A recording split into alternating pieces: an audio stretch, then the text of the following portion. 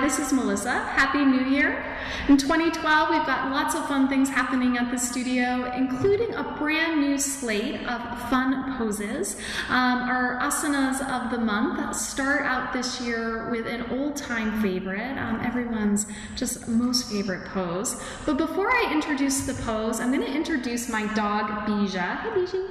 Look, yeah, hey, boo-boo. Yeah. So some of you have met Bija, or at least have heard of him. He's named after the Bija mantras. He actually has a little Om tag here. He's quite a yogi. And in fact, actually, he really is kind of a model yogi in the sense that he's a pretty mellow dog. And in fact, actually, just about half an hour ago, he was mexing and relaxing on my couch, which he's not supposed to be, but he was there. And now he's here, and you can see he's a little nervous. He's shy.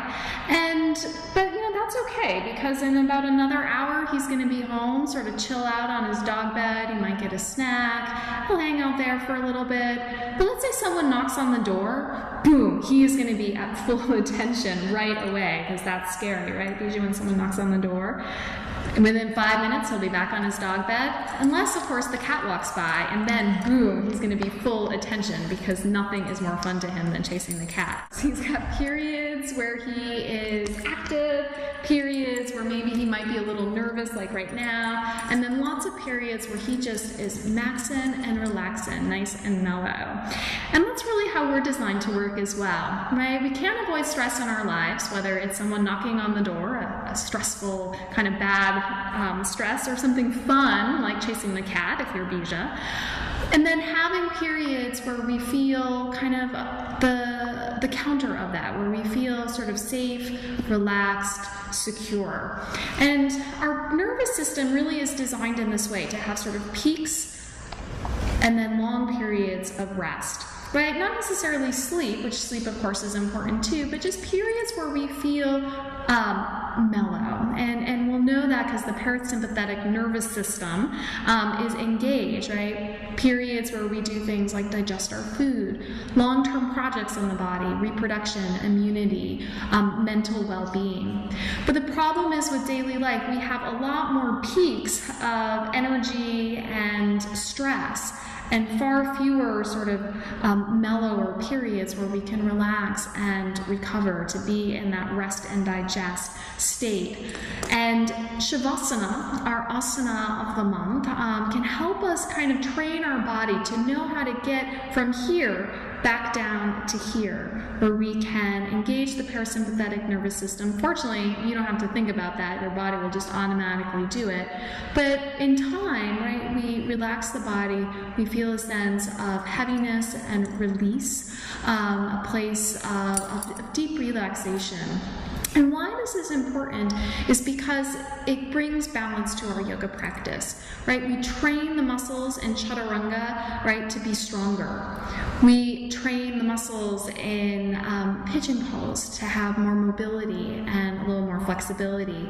And we're really training the nervous system in Shavasana to be able to more quickly adapt to the stresses in our lives. So we'll still have these periods here, right, where we'll be stressed, but we'll have periods that we can really kind of relax and let go. And that's what Shavasana is. And long term, that's really crucial to keeping us healthy, especially in terms of digestion, mental well-being, reproduction, immunity, etc. So as you can see, Bija is modeling here just how fabulously he relaxes. But for Shavasana this month, definitely recommend having some props with you. Bringing a rolled blanket underneath your knees, so when you lie down, you're going to have a little bit of support under your knees. This is really important, especially if you ever get crunching in your low back, which is very common in Shavasana. The other option, if you don't have a blanket, just bend your knees and bring your feet flat on the floor, and that will be a nice release. The other nice thing you can do is replace layers, especially this time of year. You might cool off very quickly in Shavasana. It's hard to think sometimes in the middle of class when things get pretty steamy that you'd ever be cold again, but you will cool down quickly. So replace some layers, socks, sweaters. You're going to lie down here. Also keeping warm, you might want to have a blanket. And if you need a blanket, don't be shy about asking the teacher or the TA to bring you one. We can even sort of tuck you in, so to speak, put the blanket over you, because sometimes it's hard to do yourself. And then the other nice option here is to have an eye pillow. And if you haven't used an eye pillow, it's fabulous for two reasons. One is it blocks out light, so you really are better able to get into a place of deeper relaxation. And the other is it's nice sort of gentle pressure here on the face, so it's almost like giving yourself a little bit of massage. And so once you've got all of this set up, and of course don't forget the tissue, put that over the eye for the eye pillow to keep everything clean. And then if Bijou weren't here, I would lie down flat on my back, palms open to the ceiling, shoulders soft. And sometimes it's nice to, in the beginning, just really focus on your breath, extend your exhalation. That will help you get from this sort of peak place of energy and activity to being kind of down here, nice and mellow and calm. But also know that if you don't feel very mellow or calm, if your mind is still racing, or if you're envisioning cool outfits, like someone we know, in Savasana, that's okay too, right? We're not trying to force any experience, even the experience of relaxation.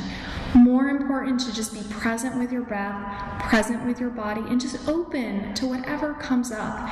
And that might mean a place of deep relaxation, that might mean falling asleep, that might mean, kind of thinking about things and mulling things over. So whatever your experience is, it's totally great. Embrace it. That really using this as a place to sort of connect inward and to try and let go as much as you can, thinking of it as a place of wakeful rest. So Savasana, or corpse pose, first asana of the month for 2012. So excited for it. Hope you enjoy, and Happy New Year. Hey, Bijou, Happy New Year.